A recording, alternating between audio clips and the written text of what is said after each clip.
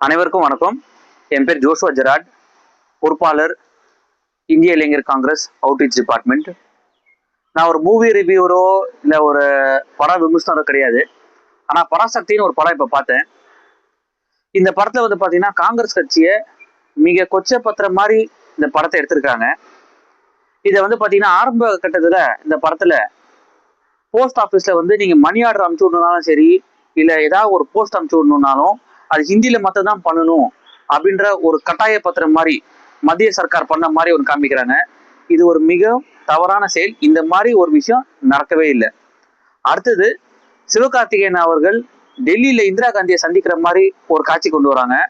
அந்த காட்சியில பாத்தீங்கன்னா இந்திரா காந்தி அவர்கள் ஒரு மிகவும் மோசமானவர்களா இல்ல ரொம்ப ஒரு எதிர்க்கிறவங்களா ஒரு வில்லன் கேரக்டர்ல அவங்க காமிச்சிருக்காங்க. அடுத்தது, இந்த படத்தோட முடிவுல பாத்தீங்க அப்படின்னா, அதாவது இந்திரா காந்தி அவர்கள் கோயம்புத்தூர்ல இருந்த மாதிரியும், அவங்க வரும்போது இந்த ரயில் பெட்டியெல்லாம் எரிஞ்சு ஒரு பெரிய ஒரு சண்டை நடந்த மாதிரியும், அதுல சிவகார்த்திகேயன் மனு கொடுக்குற மாதிரி ஒரு ஒரு காட்சி வச்சிருக்காங்க. இந்த காட்சியும் நடக்கவே இல்லை. நடக்காத ஒரு சம்பவம்.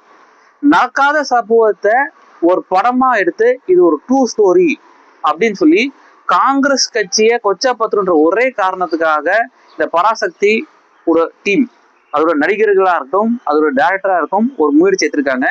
இன்னைக்கு நீங்க எல்லாருமே பார்த்திருப்பீங்க தேசிய தோழர்களே, இன்னைக்கு மோடி அவர்கள் இந்த குழுவை கூப்பிட்டு பாராட்டியிருக்காரு. இது RSS மற்றும் பிஜேபி திட்டமிட்ட செயல். இந்த படத்தை சென்சார் போர்டு பேன் பண்ணல அப்படின்னா தேசிய அளவுல இந்திய இளைஞர் காங்கிரஸ் ஆர்ப்பாட்டம் பண்ணுவாங்க. இந்த படத்தை பேன் பண்ற வரைக்கும் தமிழ் மக்களுக்கும் தமிழ் மொழிக்கும் எதிரானவர்கள் கிடையாது.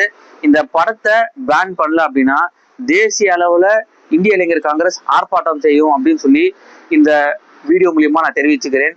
நன்றி, வணக்கம், ஜெய்ஹிந்த்.